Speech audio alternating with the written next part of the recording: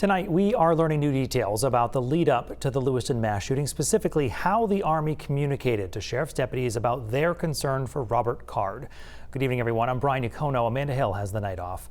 Sergeant Aaron Skolfield with the Sagadahoc County Sheriff's Office was one of the men tasked with making contact with Card about a month before the shootings.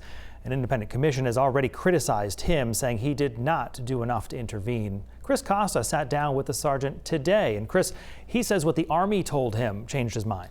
And Brian, the crux of this involves Robert Card, his fellow soldier, Staff Sergeant Sean Hodgson. Hodgson texted his superior officers, warning he was worried that Card would commit a mass shooting. Skolfield says those superior officers showed little to no urgency in communicating those concerns.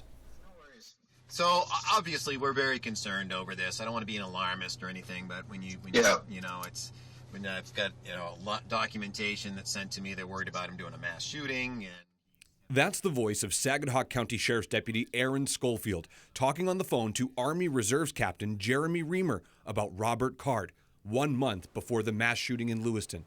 Then Captain Reamer says this. But there's no sense in you guys pushing in and we just wanted to check well-being. If you can kind of tell he's there and alive, just kind of document it. He's there, he's alive, he won't answer the door, and there's no good way to approach the trailer without being in a line of sight through the curtains. A preliminary report by the Independent Commission looking into the shootings said Skolfield abdicated his responsibility as a police officer by not only failing to take Card into custody that day, but also relying on Card's family to take his guns away from him. At that time, no one had filed any criminal charges against Card, so police had no warrant. Deputies also tried to talk to Card in person, but he never answered the door. Those two factors meant officers could not take Card into protective custody, a loophole in Maine's yellow flag law. There was no legal mechanism for me to do that at that period of time. He responded to us. He actually called me yesterday. On top of that, Skolfield says his concerns over Card diminished because the reservists he heard from were also in law enforcement. These Army officials, who I know are both police officers, I should be able to trust their word that they know this guy and they're making some accurate recommendations based on their law enforcement experience. If that is your belief and your instinct, why not tell those Army guys, hey, I think you're wrong?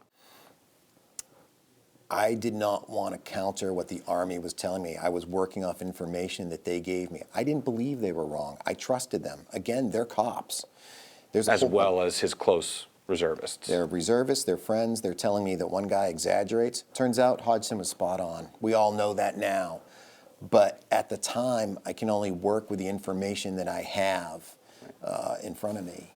Captain Reamer had received a text message from one of Card's fellow soldiers, worried that Card would commit a mass shooting. And obviously when anyone texts anything like that, we obviously need to take it very seriously, but also taking it with a great assault as well. Right. Because we know where the source is coming from. That wasn't communicated to me that he has to be brought in. It was downplayed the other direction. Sergeant Skolfield is planning to run for sheriff against his current boss, Sheriff Joel Merry. The Independent Commission investigating the shootings plans to put out its final report this summer. Brian. Chris Costa live in our studio tonight. Chris, thank you.